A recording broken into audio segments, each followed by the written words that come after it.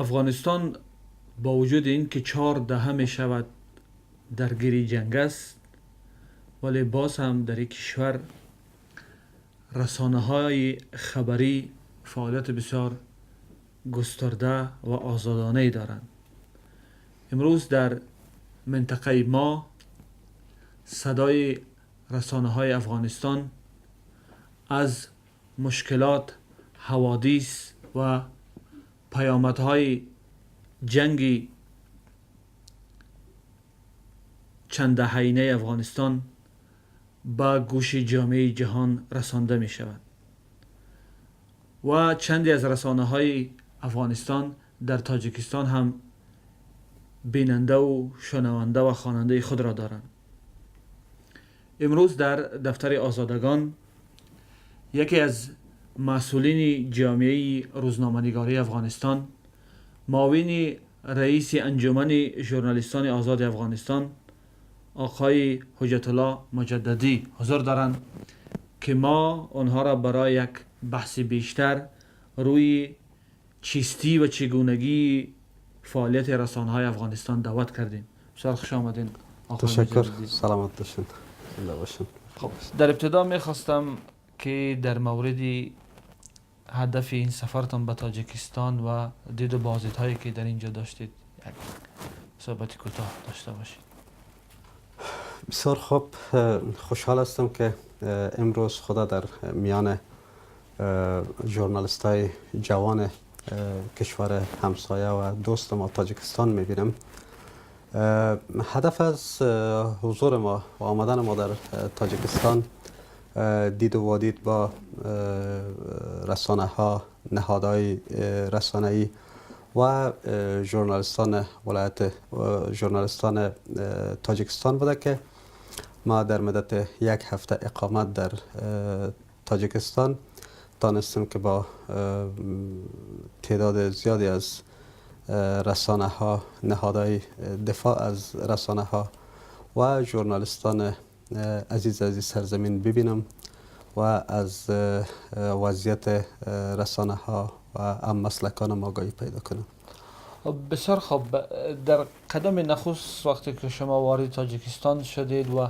گفتید که دید و بازدیدهای از رسانه ها و ژورنالیست ها و همچنین از سازمان های دفاع از حقوق رسانه ها داشتید، چه تفاوت های چشمگیری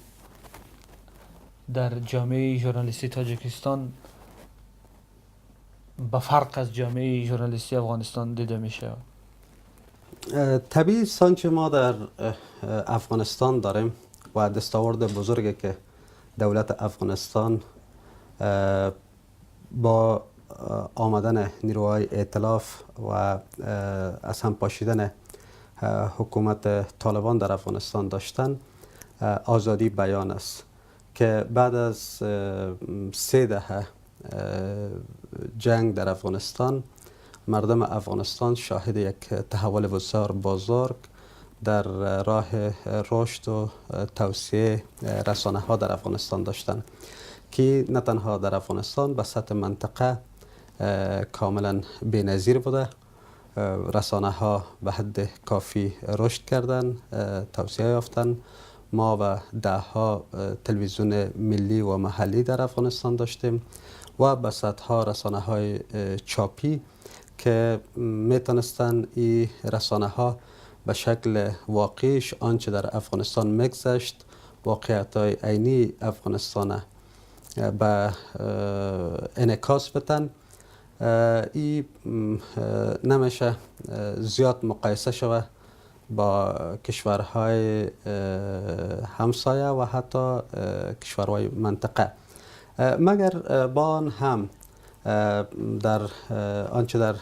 تاجیکستان دیدیم بعض مشابهت های وجود داره با نهادهای رسانه‌ای افغانستان و بعض محدودیت های هم در تاجیکستان دیدیم که این میتونه مانع رشد و انکشاف رسانه ها در تاجیکستان باشه. این کدام محدودیت ها؟ مثلا یکی از چیزی که من در تاجیکستان دیدم، تلویزیون هایی که یا رسانه های تصویری که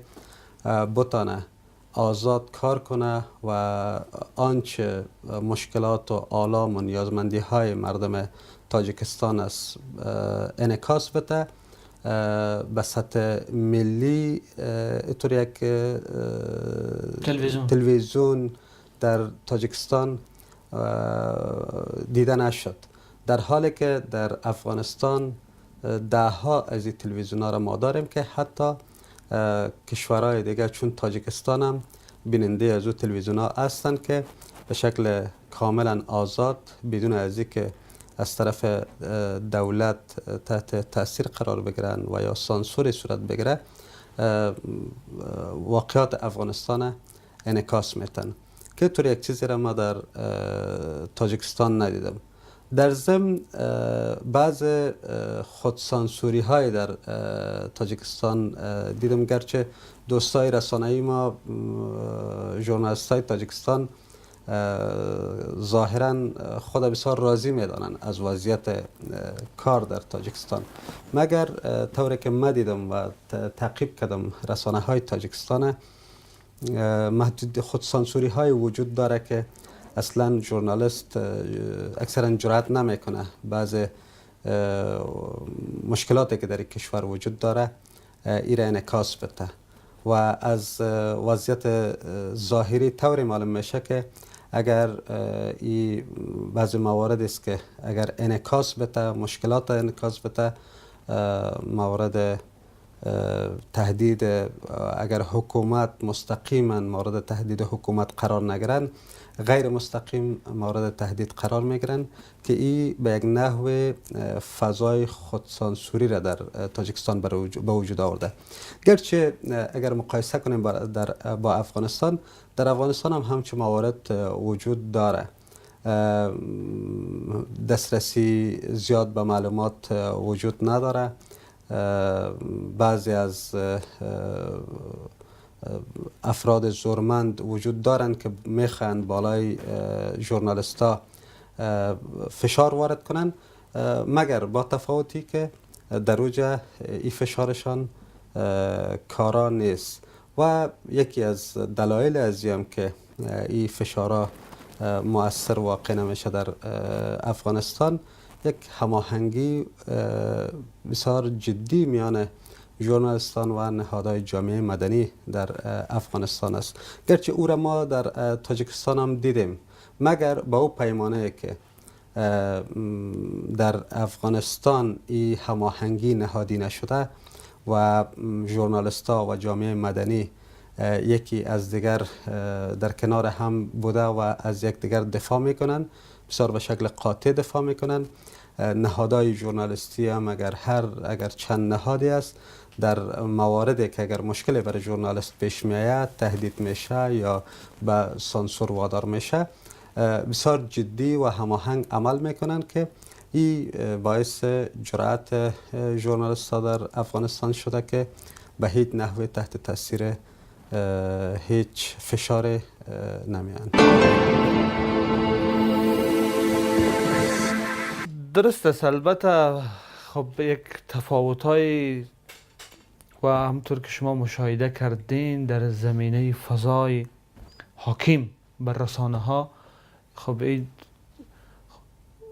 همو خودسانسوری و بعضی از بگیم مانع گذاری ها در رشد آزادی بیان وجود داشته میتونه. اما اگر برگردیم به فضای رسانه افغانستان، خب این گفتمان ها در صحبت های کارشناسان وجود دارد که گویا آزادی بیانی که امروز در افغانستان وجود داره این نتیجه تلاش حکومت افغانستان نه، بلکه این برخواسته از فضای هست که تا حال حکومت در افغانستان خب قدرت نیافته یا این توانایی را نداره که خب بر رسانه ها کنترل داشته باشه. گرچه این بحثا هم وجود داره، مگر ایران بعید از نمیدانیم که واقعیت از حقیقت تا حد نمیدانیم، مگر با آن هم اگر ما برگردیم بر زمان حامد کرزی که در اوایل حکومت حامد کرزی حکومت کاملا بالای اوضاع حاکم بود، هیچ نوع مشکل حکومت نداشت، یک حکومت فراگیر و حاکم بر تمام اوضاع افغانستان بودن. مگر حوصله‌مندی که حامد کرزی در قبال رسانه ها داشتن، حتی ای که بارها و همیشه مورد انتقاد شدید رسانه ها قرار گرفتن، ما تا آخرین وقت حکومتشان شاهد از این نبودیم که کدام زمانی بر کدام ژورنالیست فشار وارد شود که کدام موردی را در مورد رئیس جمهور گفته باشند. مگر در رده های پایین این موارد وجود داشته. مثلا در ولایات بعضی والیا کوشش کردند که محدودیت وضع کنند، مقامات پایین رتبه که در والی پایین مثلا رؤسای امنیت ملی بوده، قماندانای امنیه بوده، یا به خاطر بقای قدرت خود و ای که اگر مشکلاتی از ولایات انعکاس میافته و ای به حکومت مرکزی میرسه و ای ضعف از این مقامات نشان میده، در این راستا محدودیت های وضع شده. ای که اگر با وجود که فضا بالای فضا هم حاکم بودن، مگر در مجموع دولت افغانستان خاصتا شخص اول دولت اراده برای سانسور و برای محدودیت بالای رسانه ها نداشته، که را عملا ما شاهدش بودیم و در طول طوری که پیشتر هم گفتم ما کدام موردی را در این راستا ندیدیم در زمانی که حکومت حاکم بوده. بله در بعض موارد محدودیت ها وجود داشته که مثلا ما براتون گفتم که دسترسی به معلومات بسیار کم بوده که بعضی مسئولین نخواستن که معلومات انعکاس بتن، معلومات به دسترس رسانه ها بتن و از انعکاس زیاد کارهای مخالفین دولت کوشش ها صورت گرفته که جلوگیری مگر مانع شده نتونستن. رسانه ها با هماهنگی و اتفاقی که بین خود دارن تانستن در برابر از خب در موردی اینکه مثلا گفته می شود که رسانه های افغانستان خب با حمایت جامعه بین المللی سر پا ایستادن و اگر امروز جامعه بین المللی حمایت خود از اونا بگیرد، باز امکان داره که خب قسم زیاد از رسانه های افغانستان خب با ورشکستگی مواجه شوند و فعالیت خودشون قطع کنند. در این باره چی گفته میشه؟ مثلا تا کجا مثلا رسانه ها از نگاه مدیریت، از نگاه ساختاری خب نهادینه شدن و قوت پیدا کردن که بتونن بدون حمایت جامعه بین المللی هم فعالیت گسترده داشته باشند؟ دقیقاً رشد رسانه ها را از لحاظ اقتصادی ما مدیون کمک های جامعه جهانی میدانیم. ای که افغانستان توانایی ایجاد به این تعداد رسانه ها را نداشته و اگر برگردیم بر گذشته، ما زمانی که حمایت بیشتر جامعه بین المللی را در قسمت اطلاع رسانی و حمایت از رسانه ها داشتیم، ما به حدود 200 رادیو و تلویزیون ملی و محلی داشتیم که با کم شدن کمک های جامعه جهانی و کم توجهی نهادهای حمایت از رسانه ها این تعداد بسیار محدود شده که ما عملا امی حال ای را محسوس میکنیم این مشکله. و در قسمت رسانه های چاپی هم ما نصف از رسانه های چاپی را که در اوایل حکومت داشتیم، در اوایل حمایت جامعه بین المللی داشتیم، امروز نداریم. این چیز طبیعی است و این تاثیرگذار است بالای رسانه های افغانستان، به استثنای محدود رسانه هایی که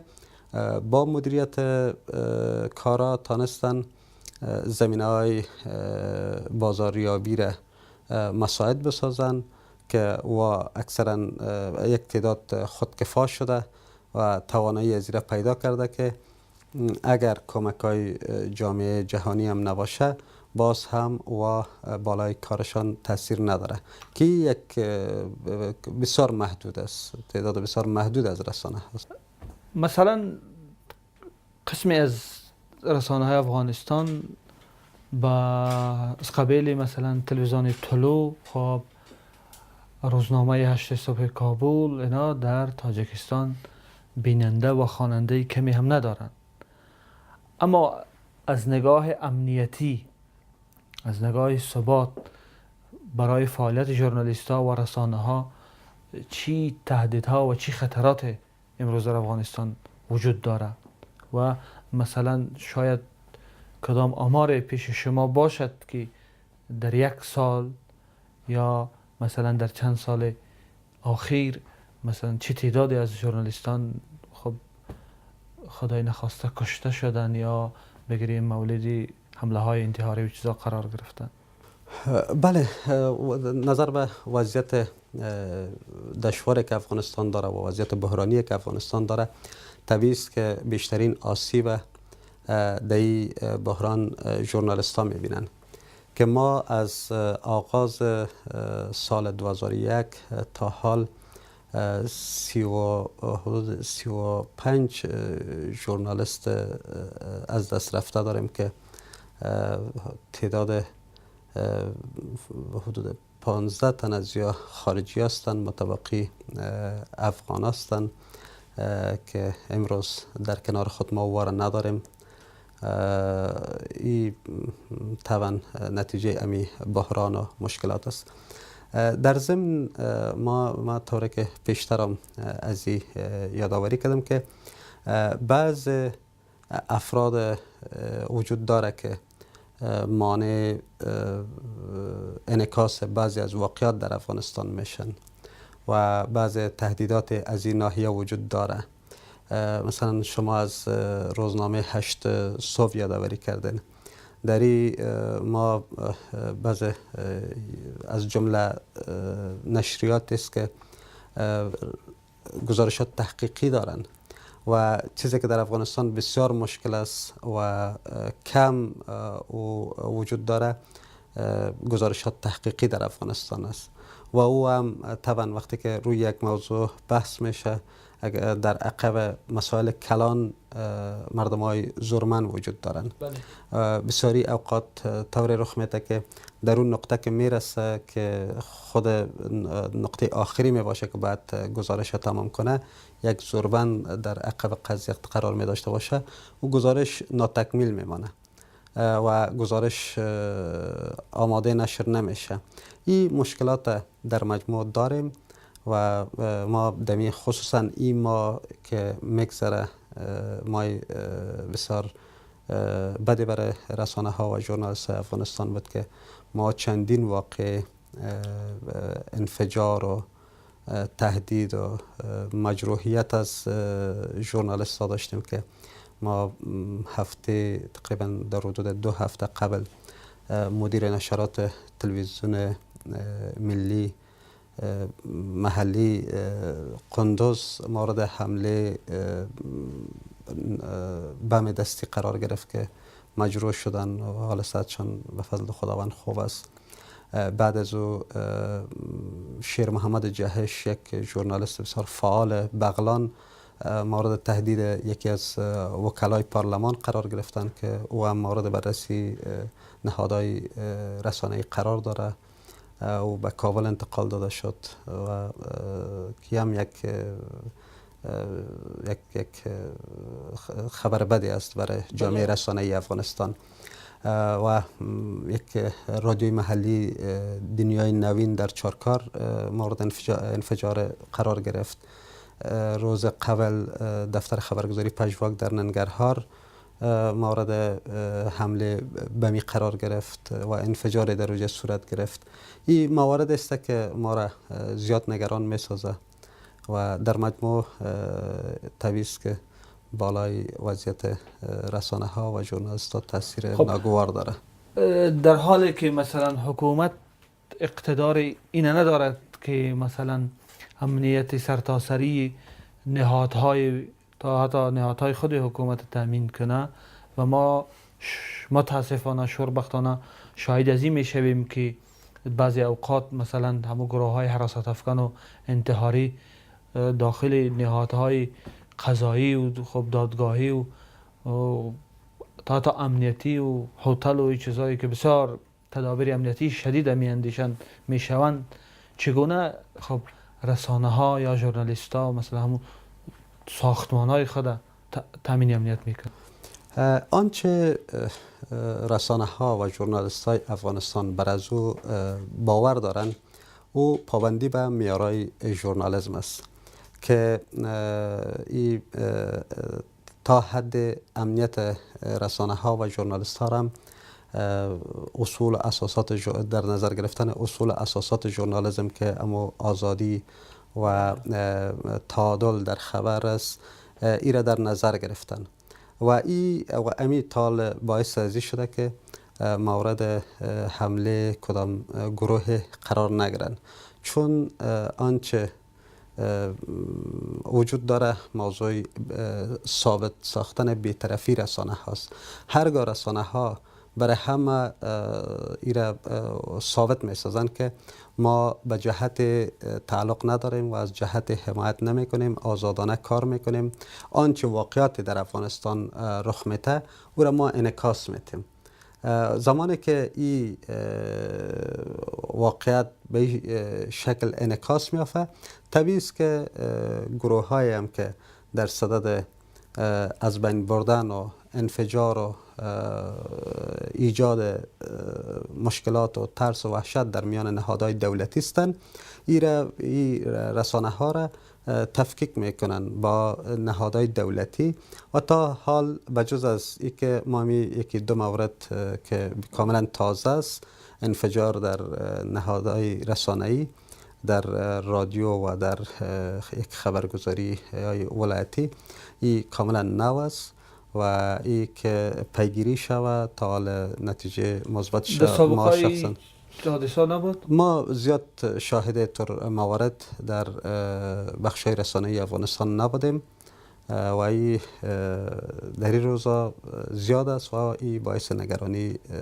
جامعه رسانه‌ای افغانستان است.